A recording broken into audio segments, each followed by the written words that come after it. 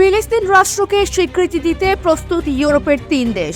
গাজা যুদ্ধ বন্ধে এই উদ্যোগ জানিয়েছে দেশগুলি। ইউরোপের দেশ আয়ারল্যান্ড এবং নরওয়ে ফিলিস্তিন রাষ্ট্রকে স্বীকৃতি দেওয়ার জন্য প্রস্তুতি শুরু করেছে। স্পেনের প্রধানমন্ত্রী পেদ্রো সানচেজের সাথে বৈঠকের পরে পৃথকভাবে এই সিদ্ধান্তের কথা জানায় দেশগুলি। শুক্রবার ডাবলিনে সানচেজের সাথে সাক্ষাতের পর আয়ারল্যান্ডের প্রধানমন্ত্রী সাইমন হ্যারিস জানান, আয়ারল্যান্ড শীঘ্রই ফিলিস্তিনকে স্বীকৃতি দিতে চায়, তবে স্পেন এবং অন্যান্য ইউরোপীয় দেশগুলির সাথে সমন্বিত পদক্ষেপে এই স্বীকৃতি প্রদান করবে তারা। এর আগে সানচেজের অসলো ভ্রমণে নরওয়েজিয়ান প্রধানমন্ত্রী জোনাস গহর জানান তার দেশও ফিলিস্তিনকে স্বীকৃতি দেওয়ার জন্য প্রস্তুত রয়েছে। সানচেজ জানান, গাজায় শান্তি প্রক্রিয়া গতিশীল করার জন্য স্পেন যত তাড়াতাড়ি সম্ভব ফিলিস্তিনকে স্বীকৃতি দিতে চায়। গাজায় ইসরায়েলের আক্রমণের পরিস্থিতি পর্যালোচনা করে ইউরোপের বেশ কয়েকটি দেশ ফিলিস্তিনকে স্বীকৃতি দেওয়ার পদক্ষেপ বিবেচনা করেছে। গত মাসে স্পেন, আয়ারল্যান্ড, মাল্টা এবং স্লোভেনিয়া ঘোষণা করেছে দেশগুলোর ফিলিস্তিনি রাষ্ট্রের স্বীকৃতির জন্য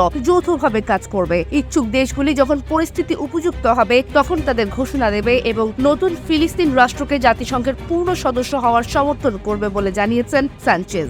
স্প্যানিশ এই নেতা গাজায় ইসরায়েলের যুদ্ধ শুরু হওয়ার পর থেকে তার স্পষ্টভাষী মন্তব্যে বারবার ইসরায়েলকে তিরস্কার করেছেন। এখনো পর্যন্ত জাতিসংঘের 193টি সদস্য রাষ্ট্রের মধ্যে 139টি ফিলিস্তিনকে স্বাধীন রাষ্ট্র হিসেবে স্বীকৃতি দিয়েছে।